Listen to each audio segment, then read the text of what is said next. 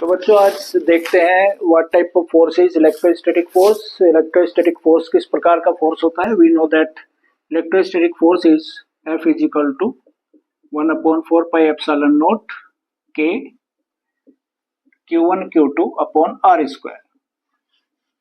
This is known as Coulombian force. Coulomb's law के according इस force को दिया जाता है। अब ये जो चार्जेस आपको दिखाई दे रहे हैं Q1 और Q2, इनको यहाँ पे बना लेते हैं। पॉइंट चार्जेज होते हैं Q1 and Q2 which are separated by distance r. किस प्रकार का फोर्स होगा इन दोनों चार्जेस के बीच में? ये सेंट्रल फोर्स होगा। Central force, central force means conservative force. ये फोर्स जो होता है कंजर्वेटिव फोर्स होता है, यानी कि जो वर्क डन किया जाएगा वो पाथ इंडिपेंडेंट होगा। Work done which is influenced by this force, which is influenced by this force is path independent।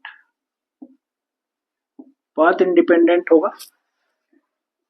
तीसरा फैक्ट हम ये कह सकते हैं इस फोर्स के बारे में कि ये ओबे करता है इनवर्स स्क्वायर लॉ को।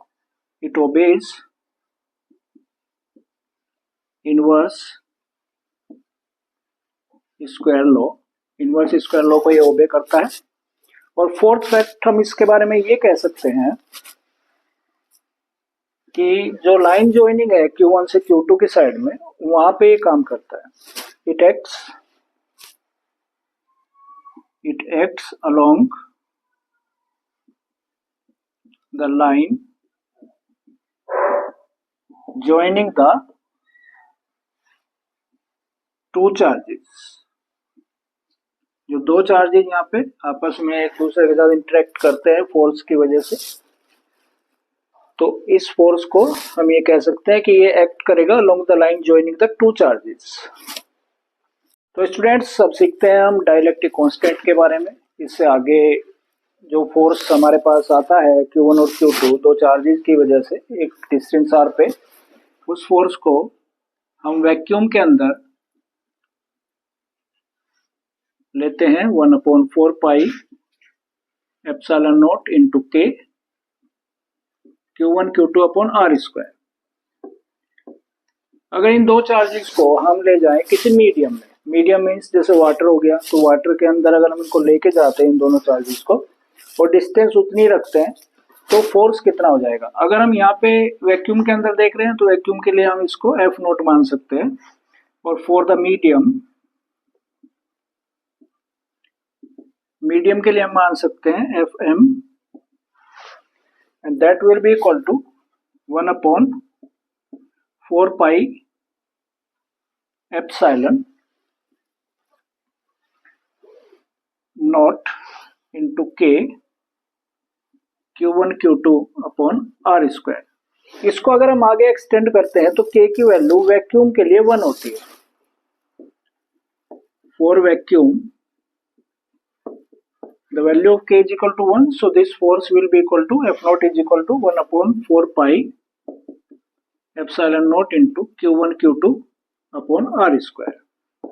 ये पहली इक्वेशन बनती है, ये दूसरी इक्वेशन बनती है। Now we divide these two equations, we get F naught upon FM is equal to, यहाँ से Q1 Q2 कैंसिल, या ये पूरा का पूरा पोर्शन कैंसिल हो जाता है।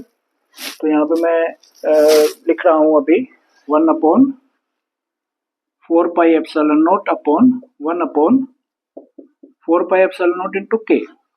ये वाली वैल्यू भी कैंसिल हो जाती है, K चला जाएगा न्यूमरेटर में। F naught upon FM is equal to K। So here K is dielectric constant. और ये डाइलेक्ट्रिक कांस्टेंट बहुत इंपॉर्टेंट चीज है, क्योंकि K डिपेंड करता है कि कौन से वाले मीडियम में चार्ज रखे हुए हैं। जैसे वैक्यूम के लिए रखते हैं तो K is equal to 1 for vacuum, K is equal to 1.006 for air, and K is equal to 81 for water.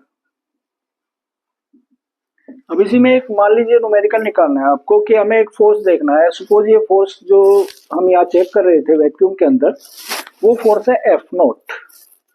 अब वाटर के अंदर ये फोर्स कितना हो जाएगा? अगर दोनों चार्जेस को हम लेके जाते हैं तो वाटर के अंदर ये फोर्स कितना हो जाएगा? तो वाटर का यहाँ पे डाइलेक्ट्रिक कांस्टेंट हम पुट कर देते हैं for water. We know that dielectric constant is 81. So we can get Fm. Fm is the force in the medium. Medium is taken as air water. This will be F naught upon 81. So it will be 1 upon 81 times of F naught. यानी कि vacuum के अंदर जितना force है उसका 1 upon 81 times ये force होगा, यानी कि फोर्स घटेगा वाटर में जाने के बाद।